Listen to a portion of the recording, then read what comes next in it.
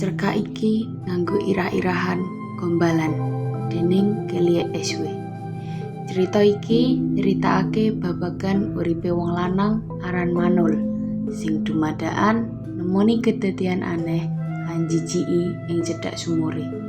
Saka kedadian mau banjur nuwuhake rasa penasaran nganti pungkasane nggawa dheweke marang prawan tanggane sing anyar yaiku Wila. Cerkak iki nyawiji unsur misteri, rasa penasaran, lan uga unsur romantis sing ora disangka-sangka.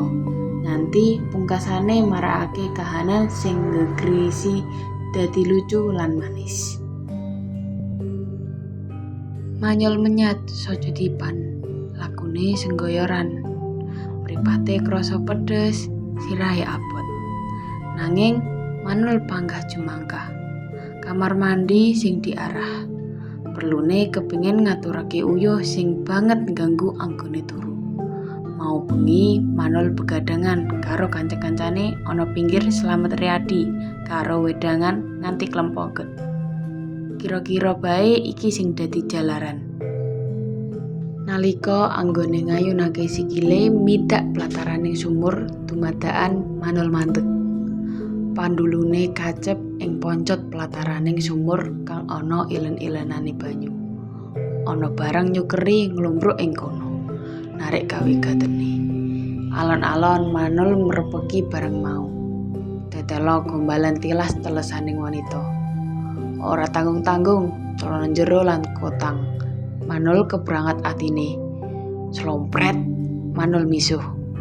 Misuh jalaran deleng sesawangan sing ora senonoh. Misuh merga kajate kepeksa kandhek saengga celanane dadi teles kompolan. Manul age-age klebu kamar mandi. Nanging bareng Manul metu saka kamar mandi, mreketiking atine kaya-kaya ilang babar pisan. Priya sing darbe potongan krempang kuwi pancen sugih ing pangapura. Najan kaya ngopo bae mangkeling atine, banjur ilang ngono bae merga keslimur pakaryan prasaja. Suprandene mangkeling atine dadi mobal sanalika ing wayah esuk dina candhake. Gombalan gilani ing poncotan plataraning sumur kuwi saiki tambah. Luwih-luwih kahanane tansaya njijiki androk sing jundah getih. Manul klunuh-klunuh golek pasir, pisuhe ndridil karo mutah-mutah.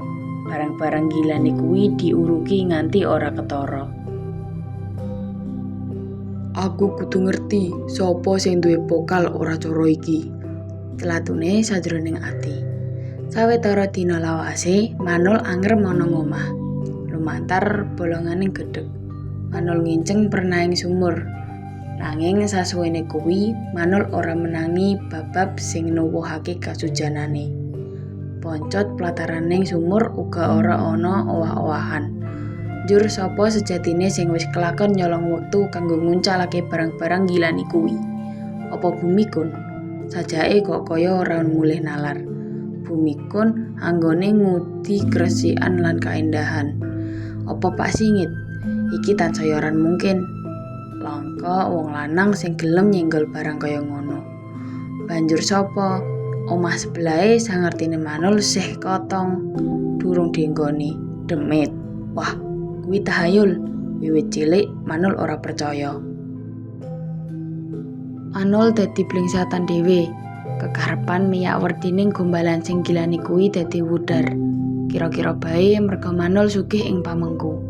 Bisa uga jalaran Manul luwih seneng kluyuran katimbang tunggu tutuk ana ngomah. Wiwit 10 taun kepungkur bapake sowan marang Prangayu ning pangeran. Banjur ibune nututi sing kakung 3 taun candhake. Adine sing mung siji ndil dadi korban rabies 5 taun sing wis kaliwat. Manul dadi kijenan ana ngomah. Jlinguti cat lan kanvas lamun ana priyayi pesen lukisan. Kluyuran klayan wong-wong sing ngaku minangka seniman ing sadawaning dalan Slamet Riyadi mujudake kabutuhan sing ora bisa ditinggalake. Kowe duwe tangga anyar ya Nul? Pitakoni gemblung ing warung koplakan. Tangga anyar? Manul mikir-mikir. Iya tangga anyar. Rumangsaku ora ki. Mangsa kono malah dulu ngerti. Manul gila-gila. Coba gadekno omah sisih kiwamu sing sadurunge suwung kae. Sing manggon ana kono jenenge Wila, rondo. Umure ndak ora 30, rada lemu, pakulitane kuning, ya rada lumayan. Loh, kowe kok malah wis ngerti ta, Mblung? Apa tilas kendhaanmu? Gemblong wingah. Aku mono mung setirma menehi weruh, sapa ngerti dadi jodohmu. Manul muring-muring, Gemblong lakak-lakak.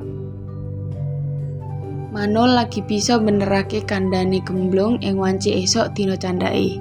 Rikala Manul metu saka kamar mandi, dheweke nyipati sawijining wanita lagi nyapu ing kebunan mburi omah sisih kiwane sing sadurunge suwung. Mbok menawa bae wanita iki sing jenenge Wila, pangudar rasane. Apa sampeyan sing nganggoni omah iki? Manul nylemong takon. Dheweke mrebeki sing lagi nyapu. Wanita kuwi mandeg saka anggone nyambut gawe, tumuli mantuk. Bener jeneng sampeyan Wila. Wanita kuwi ketor kaget, nanging banjur mantuk maneh. Kumadaan, Manul kelingan gombalan-gombalan aduhai ing pojokan plataranganing sumure. Lan ujuk-ujuk atine bali keprangat. Tanpa nganggo dipikir dawa, Manul nyrekep.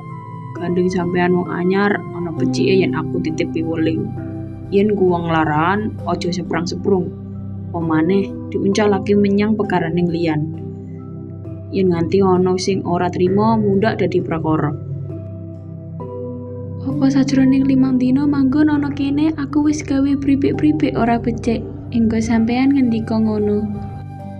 Aku luwih seneng yen sampeyan ngomong bloko menawa sawetara dina kepungkur sampeyan guwang rongsokan kotang, sempak, lan rok jero sing kebak getih ing poncot plataran sumurku. Wila sakala mbrabak. Sampeyan lancang. Wila ketrek-ketrek. Kene ya sampeyan menangi dhewe yen aku buang blangkarahan mau. Tonggo lawas rajake padha ngerti aturan, wangsulane Manul. Karo meneh, gombalan gilane kuwi nglumpruk ing poncot pelataran sumur sanding pager kene. Mestine sing buang mrene pawongan sing ora adoh dununge. Apa iki ora mulih nalar? Sampeyan kejem. Ora usah nyelaki kanyaton. Ora, aku ora guwang gombalan mrono. Mesti sampeyan ngaku bae. Pangan bongko to yen aku nganti buang gombalan mrono. Blegedes, mesti sampeyan. Wila mbrebes, tumetes ing pipine.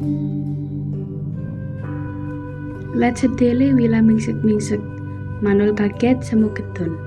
Manul ora ngrai to menawa kedadeane nganti kaya ngene. Manul pancen ora mentolo ndeleng wong wadon nangis. Luwih-luwih yen anggone nangis mau jalaran saka pokale.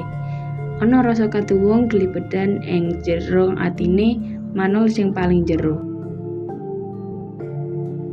Mas, suara alus mencok ing pangrunane.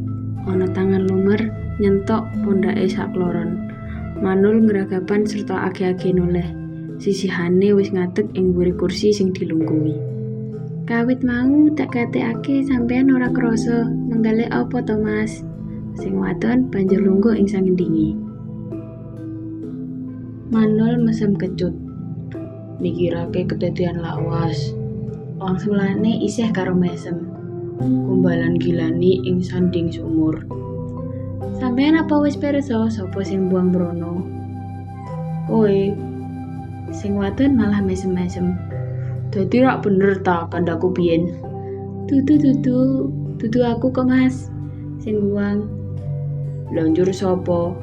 Yudikem rewangmu kuwi. Lah sapa maneh? Sampeyan isih tuku Mas. Ora. Manul gebes-gebes. Aku malah kepara matur nuwun marang Yudikem. Amarga pokale Yudikem sing ora disengaja kuwi wusana kowe dadi bojoku. Upama Yudikem ora rusuh ngono, tak kira tekan seprene aku isih bujang.